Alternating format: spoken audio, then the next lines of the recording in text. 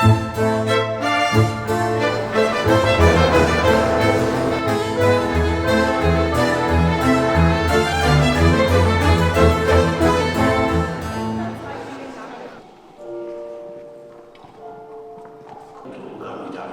ჯავახიშვილის 150 წლის თავთან დაკავშირებით ჩვენმა რედაქციამ, სტუდენტურმა სასწავლო რედაქციამ გადაწყვიტა, რომ ჟურნალისტვის დაერქმია თაობის გზავნილი.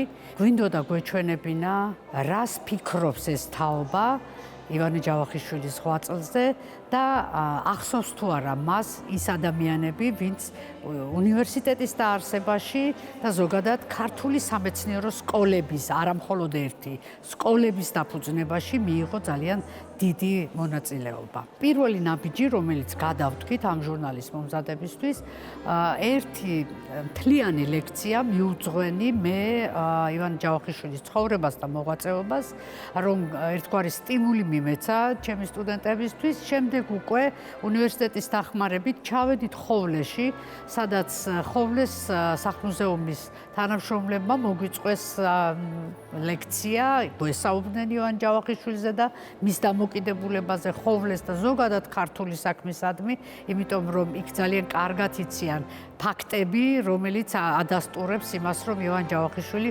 ყოველთვის იყო ქართული საქმის წამომწყები და მისი გამზიარებელი, როდესაც ახალგაზრდა იყო და ხშირად ჩადიოდა ხოვლეში. შემდეგ უკვე დავგეგმეთ ჟურნალი გამოცემაში ჩართული იყო 31 სტუდენტი, ჩაწერეს ძალიან ბევრი უნივერსიტეტის პროფესორი და მასწავლებელი, რომლებმაც ისაუბრეს ივანე ჯავახიშვილის ღვაწლზე. კიდევ ერთხელ დიდი მადლობა ჩვენი უნივერსიტეტის დამაარსებელ დიდ ჯგუფს ივანე ჯავახიშვილის ხელმძღვანელობით, იმ დიდი შრომისთვის, რაც მათი გასწიეს, იმ დიდი ღვაწლისთვის, რაც მათ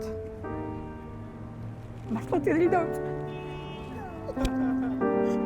ჩემთვის იყო ემოციური, რომ ჩვენ ჩავწერეთ არა მხოლოდ ისტორიკოსები, ჰუმანიტარები, სოციალური მეცნიერების და პოლიტოლოგიის ხალხი, ვინც წესით სწავლობს ივანე ჯავახიშვილის, არამედ მედიკოსები მომავალი და ეკონომიკის და ბიზნესის და ესეთი ცოტა ივანე ჯავახიშვილის საქმიანობისგან შორს მდგომი მეცნიერების, ასე ვთქვათ, შესწავლის მსურველი სტუდენტები და ვიყავი გაოცებული, როდესაც მათი პასუხები წავიკითხე და დამუშავებამდე წავიკითხე.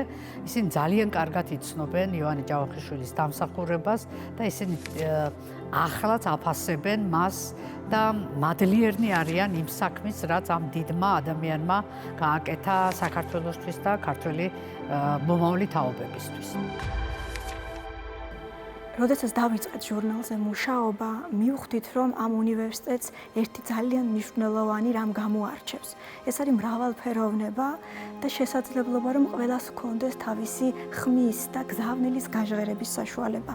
ზუსტად ამიტომ გაჩნდა იდეა, თვითონ სტუდენტების მხრიდანაც წამოვიდა, რომ გაგვეკეთებინა ფოტოპროექტი, ფოტოგამოფენა, რომელიც უშუალოდ ეხებოდა ეროვნებით არაქართველ ან განსხვავებული რელიგიის მქონე ჩვენ სტუდენტებს, რომლებსაც ძალიან მნიშვნელოვანი გზავნილები ჰქონდათ ივანე ჯავახიშვილთან. გარდა ამისა, სამუშაო პროცესში მივხვდით, რომ ამ უნივერსიტეტთან მთელი თაობებით არიან ადამიანები და ოჯახები დაკავშირებული. ზუსტად ამიტომ სტუდენტებმა შემდეგ დაიწყეს აი ამ თაობების ძებნა და აღმოჩნდა, რომ იყვნენ ბებიები, შვილები და შვილიშვილები, რომლებიც აგრძელებდნენ ტრადიციას, იურისტები, ჰუმანიტარები, სოციალურ და პოლიტიკურ მეცნიერებათა ფაკულტეტის სტუდენტები, რომლებიც ივანეს იდეასაც კი აგრძელებდნენ, ასე შევიძლია ვთქვა, ის რომ თაობათა შორის ბმა არ უნდა დამთავრდეს ამ უნივერსიტეტში. და აქედან დაიწყო ფაქტობრივად მთელი ფოტოგამოფენა, ეთნიკური ჯგუფის და რელიგიური ჯგუფის წარმომადგენლებით ზუსტად ამ პრინციპით შეირჩა, ვისაც თავად ჰქონდა უკვე გზავნილი ივანე ჯავახიშვილთან. გარდა ამისა, სრულად ჩართულები არიან, შეძლების დაგვარად ინკლუზიის და შშმ პირების ნაწილი და წარმომადგენლები, რომლებმაც ასევე თავად გამოთქვეს ძალიან დიდი სურვილი და რა თქმა უნდა ჩვენი მხრიდანაც წამოვიდა ინიციატივა, რომ მათი ხმაც ყოფილიყო და გაჟღერებული გამოცემული იყო ზუსტად ჟურნალ თაობის გზავნილთან ერთად.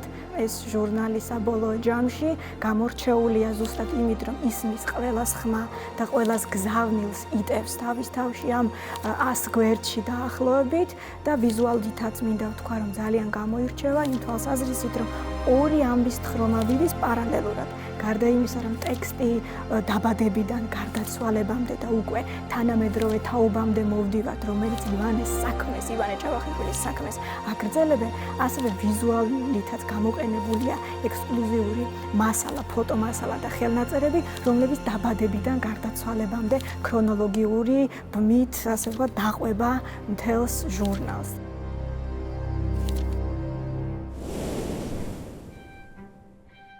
მუშაობის პროცესი იყო საკმაოდ საინტერესო, იმიტომ რომ ჩვენ ჩავატარეთ გამოკითხვა, სადაც მოვიძიეთ სტუდენტები, რომლებსაც დავუსვით შეკითხვა, თუ რა ინფორმაციას ფლობდნენ ივანე ჯავახიშვილზე და ზოგადად რა გზავნილი ექნებოდათ მისთვის. აღმოჩნდა, რომ ყველა რესპონდენტს ჰქონდა საკუთარი პასუხი, საკუთარი გზავნილი ივანე ჯავახიშვილისადმი და აბსოლუტურად ყველა მათგანს ჰქონდა ისეთი ინფორმაცია ივანე ჯავახიშვილზე, რომელიც შესაძლოა ჩვენც არ გვცოდნოდა. სტუდენტები იცნობენ ივანე ჯავახიშვილს, სტუდენტებმა იციან ივანე ჯავახიშვილის ღვაწლი საზოგადოების წინაშე და ჩვენ კარგად ვხვდებით, ანუ ეს ახალი თაობა კარგად ხვდება მის ღვაწლს როგორც სახელმწიფოს წინაშე, ასევე თბილისის სახელმწიფო უნივერსიტეტის წინაშე, რომელიც არის მართლაც ცოდნის ტაძარი და რომელიც უკვე 108 წელია აგრძელებს სამეცნიერო ტრადიციას. და რომ არა ივანე ჯავახიშვილი და ის 150 წლის წინ დაწყებული ისტორია, ეს ნამდვილად ვერ მოხდებოდა.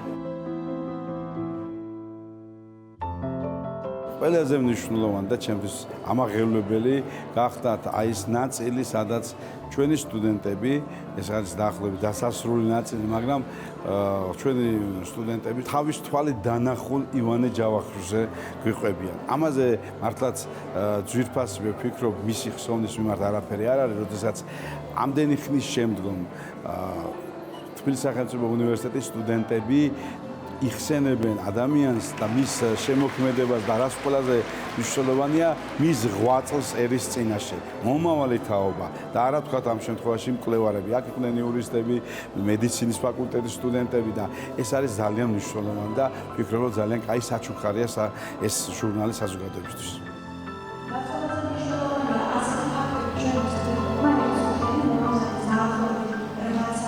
მიუხედავად იმისა, რომ ლიანა მარქარიანმა გააკეთა ყველაფერი, რომ მე ნაკლებად შემხებოდა ეს პრეზენტაციის, ასე ვთქვათ, საკითხები, მაინც ნერვიულობდი, იმიტომ რომ არ ვიცი რატომ ნერვიულობდი. არაფერი არ იყო სანერვიულო, იმიტომ რომ ძალიან კარგი სტუდენტები გვყავს, რომლებმაც ისაუბრეს პრეზენტაციაზე, არაჩვეულებრივი მხარდაჭერა ჰქონდა ჩვენი კოლეგებისგან და პროფესორ-მასწავლებლებისგან, ასევე ჩვენი ფაკულტეტის დეკანისგან, ქაბატონ სალომე დუნდუაშგან და ჩემი კოლეგისგან, ქაბატონ მანანა შამილიშვილისგან და ზუსტად ვიცოდი, რომ კარგად ჩაივიდა, მაგრამ მაინც ეს ფორიაქი ჰქონდა. ემოციურად ძალიან დატვირთული, კარგი დღე გამოვიდა და მე ვფიქრობ, ეკუთვნოდა ივანე ჯავახიშვილს. მე კი მინდა ვთქვა, რომ ამჯერად გზავნილი არ არის ჩვეულებრივი პროექტი, რადგან ის არის არაჩვეულებრივ ადამიანზე და ეს არის ივანე ჯავახიშვილი და მგონია, რომ და იმედი მაქვს, რომ იგი იამაყებდა აი ამ თაობით, რომელსაც დღეს მისთვის აქვს გზავნილი.